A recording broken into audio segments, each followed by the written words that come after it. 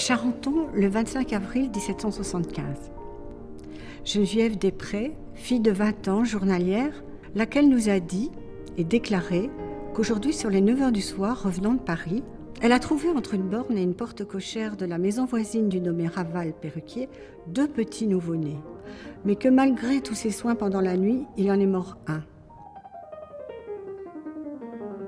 Arlette Farge, vous êtes historienne, vous avez travaillé sur les mains courantes policières. Pourquoi vous intéressez-vous à ce type de documents ? Je crois que je m'intéresse à ce type de documents parce que ce sont vraiment des documents de peu. En fait, au départ, j'avais eu comme volonté de faire un tableau avec des mots, de ce qui se passe dans la rue au 18e et Dieu sait s'il se passe des choses. Quand on s'ouvrait l'Élias, je voyais bien qu'elle n'avait jamais été ouverte. Ça a été comme une espèce de choc à la fois intellectuel et émotionnel très fort. C'est-à-dire que tout d'un coup, il me semblait que disparaissait tout ce que je savais de l'histoire de France. J'avais dans mes paumes des traces du passé dont j'avais aucune idée. Et c'est comme si elles avaient fait irruption très simplement en moi. Oui, c'est le père, il lui dit de rentrer, qu'il a besoin de lui pour que je ne peux plus travailler mon bien sans secours, etc. Et il lui destine une fille. Et la phrase, la fille qu'on me propose a du bien et la crainte du Seigneur. Oui, c'est bon ça. Et passe pour être une des plus jolies filles du pays qu'il y ait dans le pays. Le goût de l'archive, ça se transmet, effectivement. C'est par tout ce qu'elle m'en a raconté, tout ce que j'ai pu lire dans ses livres, que j'ai eu envie, effectivement, de travailler sur ces archives-là et de m'en occuper, de les conserver, de faire tout ça, voilà. Qu'est-ce que c'est qu'un historien ? C'est quelqu'un qui rencontre des documents, mais c'est pas ça sa vie. Sa vie, c'est de les donner aux autres.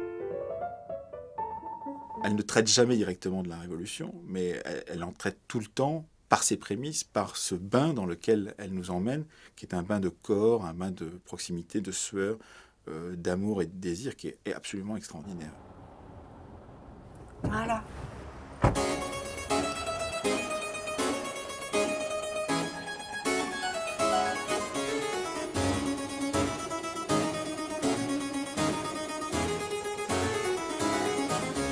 Avec Michel Foucault, cette incrustation de la vie politique, de la vie de la recherche, c'était pour lui sa forme d'engagement. Or, quand j'ai ouvert pour la première fois les archives de police, j'ai su et j'ai compris que ça serait ma forme de rencontre avec le monde et que par le XVIIIe siècle, par le chemin fait à travers toutes ces vies infâmes, ça rencontrait absolument le même désir de faire que l'écho entre le passé et le présent soit tout le temps entendu ou visible ou lisible par l'écriture et par le mode de recherche.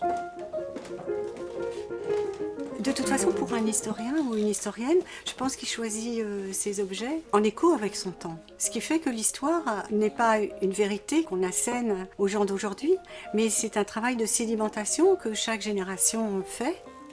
Et je suis partie dans ces archives, donc je savais qu'elles existaient ici. Et j'ai voulu absolument travailler et montrer que le peuple et la population de Paris pensaient. Et que non seulement elle pensait, mais qu'elle était pourchassée pour penser. Et que par ailleurs, paradoxalement, de façon totalement étonnante, les élites et la monarchie ne cessaient de dire qu'elles ne pensaient pas.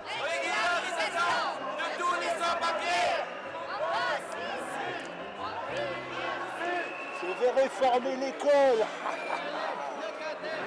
Bon, on les aura, hein, de toute façon. Rien ne se fera sans nous. Ouais! J'adore les magnifiques.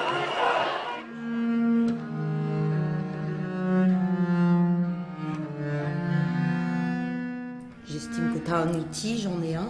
Et c'est avec la rencontre avec toi que j'ai vu le lien de mon travail à cette nécessité de faire histoire. Justement, ce que je trouvais intéressant, et dans la photographie et dans le cinéma, c'était les échappées belles que ça me permettait de faire.